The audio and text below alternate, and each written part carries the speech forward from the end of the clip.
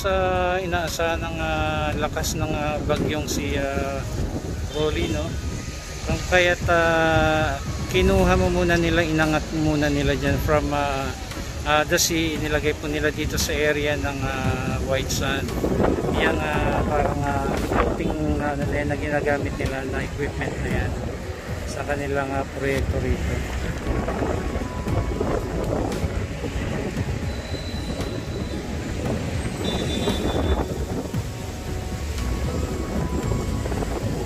So yan po yung mga paghahanda, no, na kanilang ginagawa dahil nga po sa paparating na bagyong Rolly. Tirik na tirik po ang araw, pero parang nag-uumpisa na rin yung yung hampas ng hangin. Ayan, hampasin nyo yan. At sabi nga po ay mamayang gabi ay darating na si bagyong Rolly.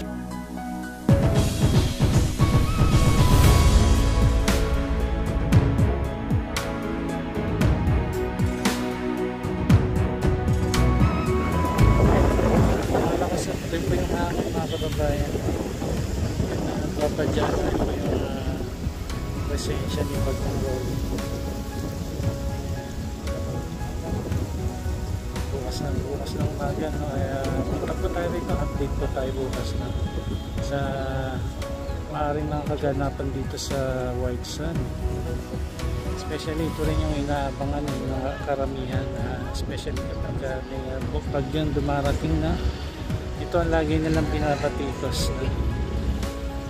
Sana lamang po sa pag-ibigay ng balita para sa karamihan, maging patas din po sana sa pagbabalita.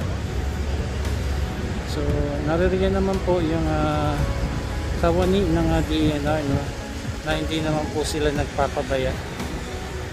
So yan po yung mga natural mga kaganapan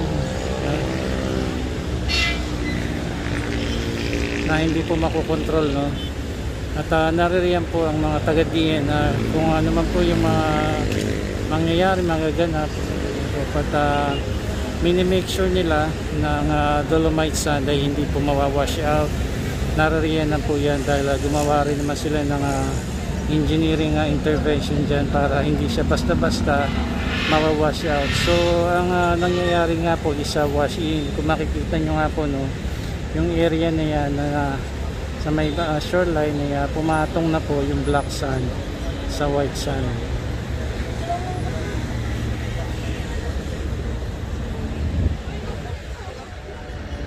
White sand ilang pagkakanda nga po sa pasok na bagyo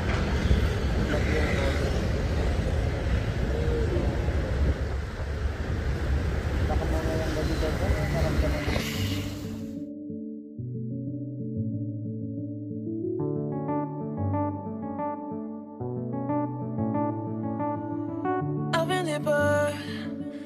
But I have to stay afloat. It's nicer be a person you don't want. Can somebody take me other thing? Going to do where's the life I where's my childhood? Is this called living? I don't know where's the life I where's my childhood? Is this called living? I don't know I don't wanna grow, just live myself. I don't wanna grow, the things I left behind me.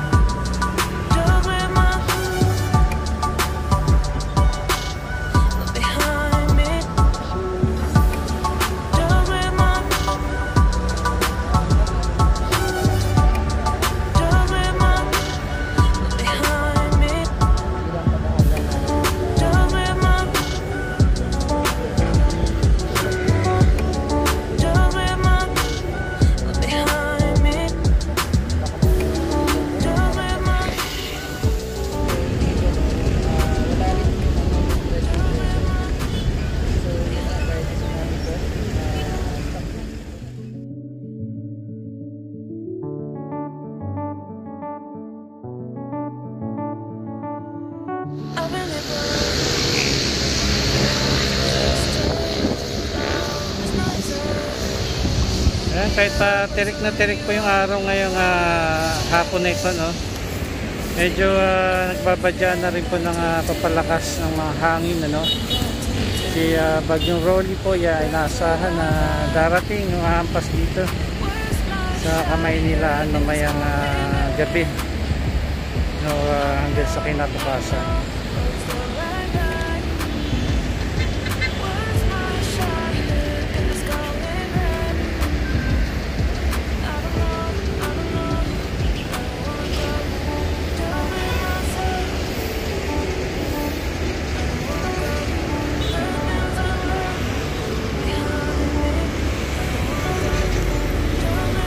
Kahit paano po, no, ay nami-maintain naman po yung mga kalinisan dyan dito po sa Baywalk.